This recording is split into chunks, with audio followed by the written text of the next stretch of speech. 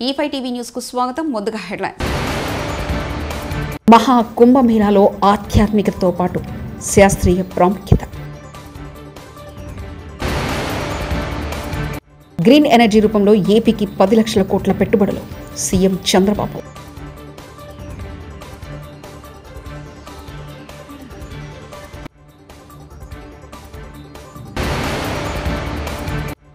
మరి కాసేపట్లో ప్రారంభం కానున్న వైఎస్ అభిషేక్ రెడ్డి అంత్యక్రియలు.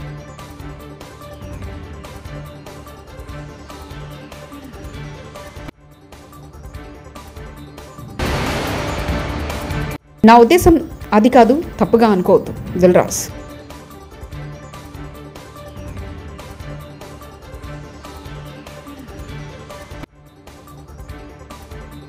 ఏడాది ఉత్తరప్రదేశ్ ప్రయాగ్రాజ్లో జరగనున్న మహా కుంభమేళ ప్రాముఖ్యత గురించి అనేక గ్రంథాలు, ఇతిహాసాలలో కూడా ఉందని ప్రసిద్ధ ధ్యాన గురువు రఘునాథ్ గురూజీ అన్నారు. ఆధ్యాత్మికతలో శాస్త్ర శోధన అనే సిరీస్లో ఈ మేరకు వెల్లడించారు. ఇది భారతీయ తత్వశాస్త్రం, విజ్ఞానం ఎంత అభివృద్ధి చెందాయో రుజువు చేస్తుందని చెప్పారు. 1000 సంవత్సరాల క్రితం మన భారతీయ తత్వశాస్త్రం, విజ్ఞానం ఎంతో ఆధునికంగా ఉండేవో, మన పూర్వీకులు ఎంత ప్రగతిశీలంగా, చైతన్యవంతులుగా, జ్ఞానవంతులుగా ఉన్నారో తెలిపారు. అల్లు అర్జున్కు కోర్టులో ఊరట. సంధ్యా థియేటర్ తొక్కిసలాట కేసులో అల్లు అర్జున్కు ప్రతి ఆదివారం పోలీస్ స్టేషన్లో సంతకం చేయాలని నిబంధనలు మినహాయిస్తూ తీర్పు వెల్లడించింది నాంపల్లి కోర్టు. అలాగే విదిశాలకు అల్లు అర్జున్ వెళ్లేందుకు అనుమతిచ్చింది కోర్టు. రాష్ట్రానికి 10 లక్షల కోట్ల పెట్టుబడులు గ్రీన్ ఎనర్జీ రూపంలో రానున్నాయని ఆంధ్రప్రదేశ్ ముఖ్యమంత్రి నారా చంద్రబాబు నాయుడు తెలిపారు. అనకాపల్లి జిల్లా పూడిమడకలో గ్రీన్ హైడ్రోజన్ తయారవుతుందని అన్నారు. మిగిలిన ప్రాంతాల్లో తయారయ్యే సౌర, పవన, పంపుడ్ స్టోరేజ్ విద్యుత్ను పూడిమడకకు తెస్తే వాటి ద్వారా హైడ్రోజన్ ఉత్పత్తి అవుతుందని చెప్పారు. ఉత్పత్తి అయ్యే హైడ్రోజన్ ఎరువులు, రసాయనాలు తయారవుతాయన్నారు. ముఖ్యమంత్రి చంద్రబాబు ఇవాళ మీడియాతో ఇష్టాగోష్ఠి నిర్వహించారు. హరిత ఇంధనం ద్వారా తయారయ్యే వీటికి విదేశాల్లో మంచి డిమాండ్ ఉందని, దీంతో ఎగుమతులు పెరిగి మనకు లాభం వస్తుందన్నారు. అల్యూమినియం, ఉక్కు ఉత్పత్తికి హైడ్రోజన్ వాడితే వేడి బాగా తగ్గుతుందని తెలిపారు. ఎన్టీపీసీలో బొగ్గు మండించడం ద్వారా వచ్చే కార్బన్ డైఆక్సైడ్ను పూడిమడక తెచ్చి హైడ్రోజన్ ఉత్పత్తికి వాడితే కాలుష్యం తగ్గుతుందన్నారు. గ్రీన్ కో కంపెనీ కాకినాడలో నాగార్జున ఫెర్టిలైజర్ టేక్ ఓవర్ చేసి గ్రీన్ అమోనియా తయారు చేసి విదేశాలకు ఎగుమతి చేస్తారని చెప్పారు. ఈవ్ టీజింగ్ కు పవన్ వార్నింగ్. అమ్మాయిలను వేధిస్తే ఈవ్ టీజర్ల భరతం పడతామని డిప్యూటీ సీఎం పవన్ కళ్యాణ్ హెచ్చరించారు. పిఠాపురం పర్యటనలో ఆయన మాట్లాడుతూ, ఈవ్ టీజింగ్ అనేది నాకు చాలా చిరాకు. ఆడపిల్లల్ని వేధించి అదో గొప్ప విషయం అనుకుంటే తొక్కి నార తీస్తా. ప్రతి ఇంట్లోనూ ఆడపిల్లలు ఉన్నారు. పోలీస్ శాఖ కూడా చాలా బలంగా చెప్తున్నా, పిఠాపురంలో ఇంకోసారి ఈవ్ టీజింగ్ అనేది కనిపించకూడదని పేర్కొన్నారు. ఈవ్ టీజింగ్ అనేది నాకు చాలా చిరాకు. నిస్సహాయ స్థితిలో ఉన్న ఆడపిల్లల్ని వేధించడం అనేది మగతనం కాదు. అది మీరు మగతనం కావాలంటే జిమ్నాస్టిక్స్కి వెళ్ళండి. మీరు మగతనం ప్రూవ్ చేయాలంటే దేశం కోసం ఒళ్ళుంచి ఆర్మీలో జాయిన్ అవ్వండి. ఆడపిల్లల్ని ఏడిపించి అది మగతనం అంటే తొక్కి నారత్తిస్తాం, పిచ్చ పిచ్చ వేషాలు వేస్తాం. ఎందుకంటే ప్రతి ఇంట్లో ఆడపిల్లలు ఉన్నారు. తల్లి లేకుండా మనుగడ లేదు సృష్టిలో. మీరు ఆడబిడ్డలకి పోలీస్ శాఖ కూడా నేను చాలా బలంగా చెప్తా ఉన్నాను, ఇంకొకసారి నాకు ఈవ్ టీజింగ్ అనేది నాకు కనిపించకూడదు పిఠాపురంలో. This is my directive. ఎందుకంటే నా నియోజకవర్గాన్ని నేను సవ్యంగా చేసుకోలేనప్పుడు, నా నియోజకవర్గాన్ని నేను సరిగ్గా కాపాడుకోలేను, నా డిప్యూటీ ముఖ్యమంత్రి పదవి దేనికి, అధికారులు ఉండటం దేనికి? నేను చాలా స్పష్టంగా ఉన్నాను ఈ విషయంలో. వీళ్ళను కొడితే క్రిమినల్స్కి కాస్ట్ లేదు, గుర్తుపెట్టుకోండి. తప్పులు చేసి కులాల వెనక దాక్కుంటే బయటికి తీసుకొస్తాం, గుర్తుపెట్టుకో. కులాల వెనక దాక్కోకండి. వాళ్ళు క్రిమినల్స్కి కులం లేదు, ప్రజాప్రతినిధులకి కులం లేదు. We're very clear about it. చాలా స్పష్టంగా ఉన్నాం దాని మీద. హీరో వెంకటేష్ నటించిన సంక్రాంతికి వస్తున్న సినిమా ఈవెంట్లో భాగంగా ప్రముఖ నిర్మాత ఎఫ్డీసీ చైర్మన్ దిల్ రాజు చేసిన వ్యాఖ్యలు ప్రస్తుతం వైరల్గా మారాయి. సంక్రాంతి పండుగకు ఆంధ్రాల, తెలంగాణలో వైబ్ ఉండదు, తెల్లకల్లు, మటన్ మాంసం మీద వైబ్స్ ఉంటాయంటూ బడా నిర్మాత వ్యాఖ్యలు చేసిన విషయం తెలిసిందే. దీంతో దిల్ రాజు తెలంగాణ వాళ్ళను అవమానించేలా మాట్లాడంటూ పలువురు సోషల్ మీడియా వేదికగా కామెంట్లు చేయడం చర్చనీయాంశకం. ఈ క్రమంలో తాను చేసిన వ్యాఖ్యలపై దిల్ రాజు స్పందిస్తూ శనివారం వీడియో విడుదల చేశారు. నిజాంపట్నంలో సంక్రాంతికి వస్తున్న సినిమా ఈవెంట్ చేశాను. మన దగ్గర సినిమా ఈవెంట్స్ పెద్దగా జరగవు. అప్పట్లో ఫిదా సక్సెస్ మీట్ పెట్టాను. నిజామాబాద్ వాసిగా ఈ ప్రాంతంలో నాకున్న అనుబంధం అలాంటిది. మన సంస్కృతిలో ఉండే దావత్ గురించి, మటన్, తెల్లకల్లు గురించి మాట్లాడాను. ఆ మాటల్లో తెలంగాణ వాళ్ళను అవమానించానని, అవహేళన చేశానని కొంతమంది మిత్రులు కామెంట్లు చేసి సోషల్ మీడియాలో పెట్టారని తెలిసింది. నా ఉద్దేశం అదే స్పీచ్లో లాస్ట్లో చెప్పడం జరిగింది. తెలంగాణ మన కల్చరు మన దావత్తు నేను మిస్ అవుతున్నాను. సంక్రాంతికి 2 సినిమాలు రిలీజ్ అయ్యాక మన తెలంగాణ కల్చర్ దావత్ని నాకు చేసుకోవాలని ఉందని. సో మన కల్చర్ని అభిమానిస్తాను నేను. అదే అర్థం చేసుకోకుండా దాన్ని కొందరు సోషల్ మీడియాలో రాద్ధాంతం చేస్తున్నారని తెలిసింది. నిజంగా మీరందరూ ఆ మాట వల్ల ఏదైనా హర్ట్ అయి ఉంటే నన్ను క్షమించండి. ఎందుకంటే నా ఉద్దేశం అది కాదు. ఎందుకు చెప్తున్నానంటే, నేను నిజామాబాద్ జిల్లా బాన్సువాడలో ఫిదా అనే సినిమా షూటింగ్ చేసి ప్రపంచవ్యాప్తంగా ఆ ఫిదా సినిమా ఎంత అప్లాజ్ వచ్చింది, భానుమతి క్యారెక్టర్కి, మన తెలంగాణలో ఉండే కల్చర్కి, ఆ సినిమా ఎంత ఒక ఫ్యామిలీ ఎమోషన్స్కి ఎంత విలువ ఇస్తామనేది చెప్పడం జరిగింది ఆ సినిమాలో. అది ప్రపంచవ్యాప్తంగా ఫిదా సినిమా ఎంత పెద్ద హిట్ అయిందో మీ అందరికీ తెలుసు. అలాగే బలగం అనే సినిమా తీసినప్పుడు తెలంగాణ సమాజం మొత్తం మమ్మల్ని అభినందించింది. తెలంగాణ ప్రజలందరూ ఆ సినిమాను ఆదరించి ఇది మా సినిమా అని గుండెలకు హత్తుకున్నారు.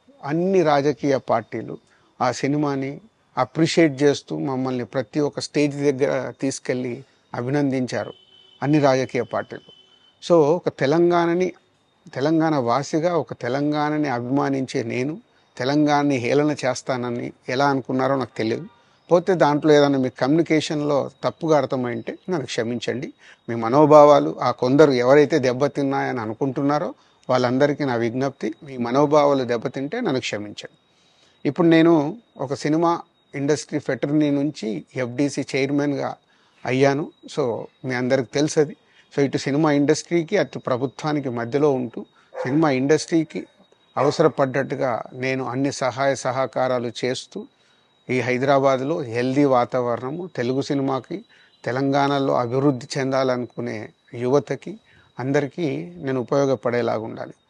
అలాగే పవన్ కళ్యాణ్ గారు కూడా చెప్పారు, యూత్ చాలా ఉన్నారు, వాళ్ళందరికీ కూడా సినిమా ఇండస్ట్రీలో ఇష్టం ఉన్న వాళ్ళని అప్గ్రేడ్ చేసి చేయాలని, ఆ ప్రభుత్వంతో కూడా అక్కడ సినిమాలో కావాల్సిన అందరినీ డెవలప్ చేస్తూ వాళ్ళందరూ మళ్ళీ తెలుగు సినిమాకే, తెలంగాణలో నేర్చుకున్న, ఆంధ్రాలో నేర్చుకున్న వాళ్ళందరూ తెలుగు సినిమాకే ఉపయోగపడతారు.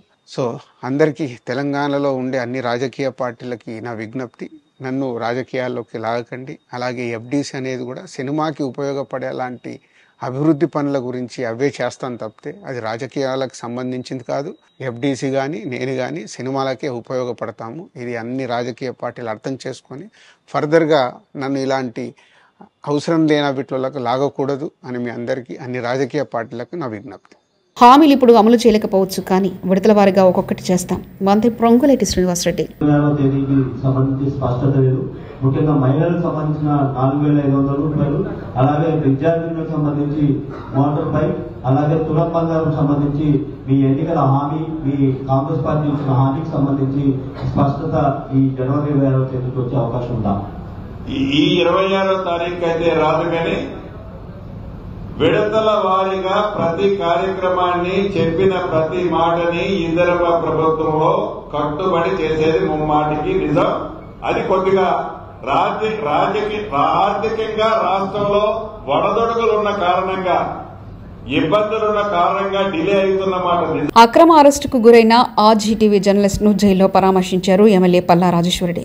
మాజీ మంత్రి ఎర్రబెల్లి దయాకర్ రావు కాంగ్రెస్ ప్రభుత్వాన్ని ప్రశ్నిస్తూ వీడియోలు చేస్తున్నారని ఆర్జీటీవీ రిపోర్టర్ రాజ్ కుమార్ పై కేసు నమోదు చేసి రిమాండ్కు తరలించగా, జనగామ సబ్ జైల్లో ములాఖత్ ద్వారా రాజ్ కుమార్ ను పరామర్శించి ధైర్యం చెప్పిన ఎమ్మెల్యే పల్లా రాజేశ్వరరెడ్డి, మాజీ మంత్రి ఎర్రబెల్లి దయాకర్ రావు.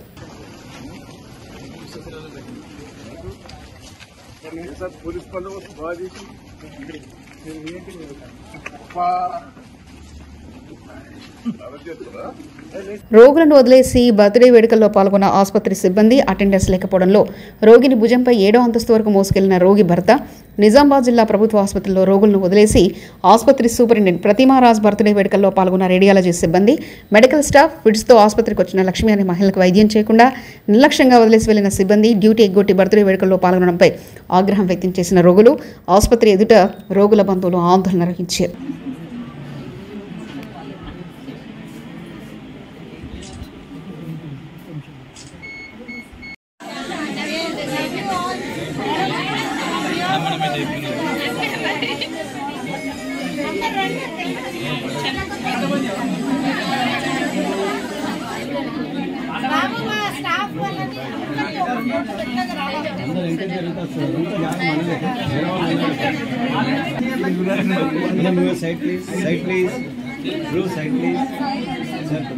సంక్రాంతికి సొంతూళ్లకు వెళ్లే ప్రయాణికులతో హైదరాబాద్ విజయవాడ జాతీయ రహదారిపై శనివారం ఉదయం రద్దీ పెరిగింది.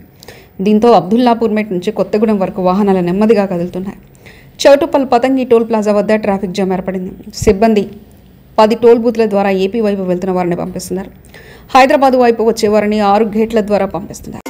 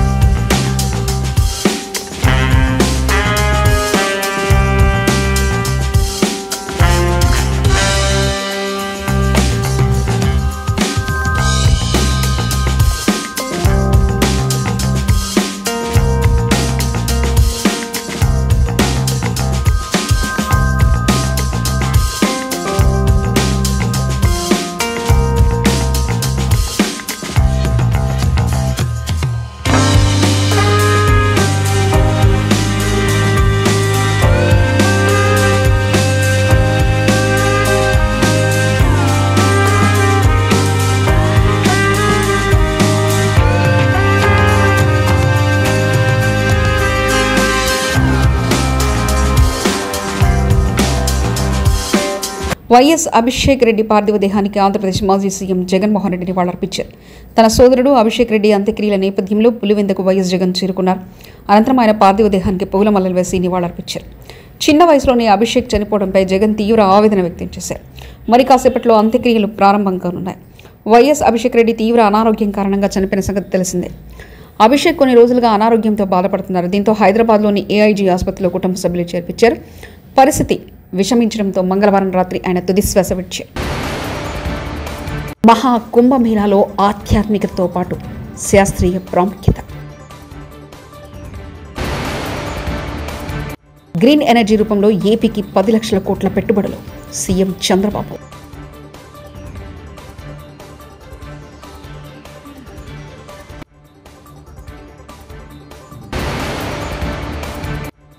మరి కాసేపట్లో ప్రారంభం కానున్న వైఎస్ అభిషేక్ రెడ్డి అంత్యక్రియలు.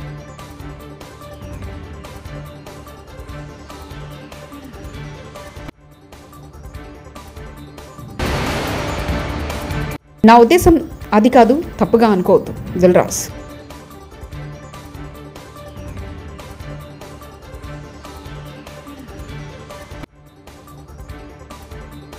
ఇవి బులెటిన్ విశేషాలు. చూస్తూనే ఉండండి E5 టీవీ న్యూస్.